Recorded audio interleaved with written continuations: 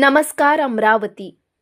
केंद्र सरकारने आदिवासी च्या विकासासाठी एक धरती आबा म्हणून एक योजना तयार केली आहे आणि त्या योजनेच्या संदर्भात त्यांचे परिपत्रक असतील किंवा त्यांची जी माहिती असेल ते माहिती खाली जे काही कर्मचारी असतात किंवा ज्या काही एजन्सी असतात त्यांना त्या देऊन ते जे कामं आहेत ते कामं प्रस्तावित करण्याच्या संदर्भात सूचना दिलेल्या आहेत आणि ते कामाची त्या योजनेची पूर्ण अंमलबजावणीसाठी मी संबंधित विभागांना सूचना केल्या आहेत. पंचायतीच्या संदर्भात आताच चर्चा झाली. येणाऱ्या काय अनेक उपाययोजनाच्या संदर्भात सुद्धा निर्देश दिले. तुम्ही एमजीपीचं काय समजलं, तुमचं ग्रामीण पाणी पुरवठा योजनेचं सांगा. तिथे टंचाईमध्ये टंचाई आहेत म्हणून नाही. तुमची ग्रामीण पाणी पुरवठा योजना कुठं चालू आहे, किती गावात चालू आहे? 81 गाव. आता 81 गावापैकी तुमची पाणी टंचाईचे गाव किती आहेत सांगा.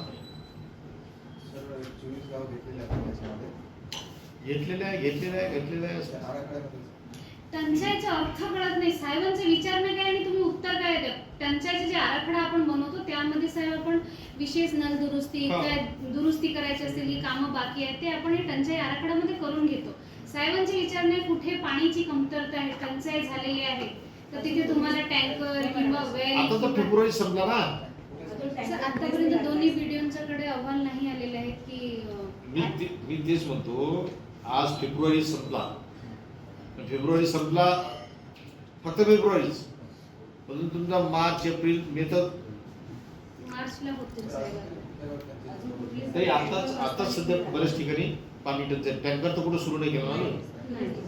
मार्च महिन्याला व्हिडिओ चिखलदऱ्याकडून 3 गावाचे प्रस्ताव आलेले आहेत ज्यांना टंचाई लागलेल्यासाठी त्यांनी अर्ज केलेले आहेत. तर तिथे विहीर अधिग्रहणासाठी ते प्रस्तावित करत आहेत.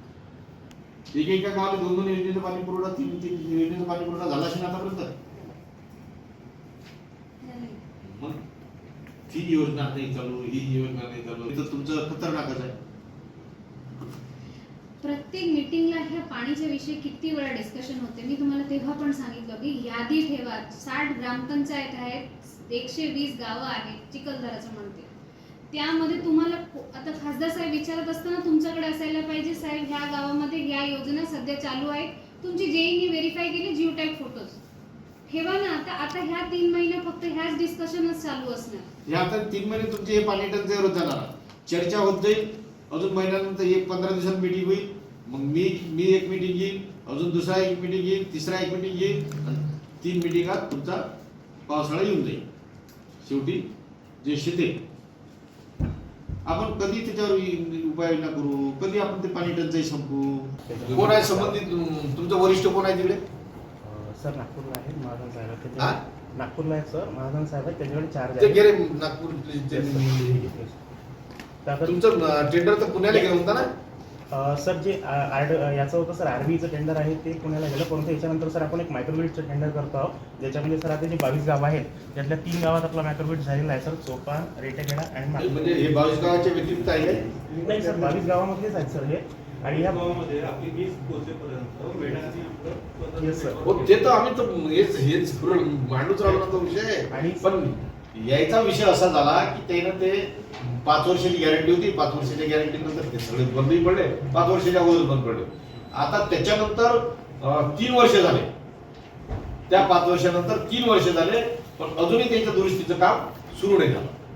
सर त्याच्यावर म्हणजे त्यासाठी सर आपण मायक्रोग्रिडचं असं नका सगळ्या गावांमध्ये करू. म्हणजे मला एक सांगा, एवढ्या मोठ्या मीटिंग मध्ये नेहमी प्रश्न उपस्थित होते. पालकमंत्र्यांचे तुम्ही ऐकत ना, तुम्ही कोणाचे ऐकत ना, म्हणजे हे काय आहे विषय? तुम्ही स्वतः गेले का त्या ऑफिसने कधी? तुम्ही टेंडर ज्या ऑफिस तुमचं उघडते त्या ऑफिसने गेले कधी? पाठपुरावा केला काय पाठपुरावा केला म्हणून आम्हाला पत्र द्या. मी जातो ऑफिस. तुमचं जे वरिष्ठ ऑफिस आहे इथं टेंडर नाही उघडले तुमचे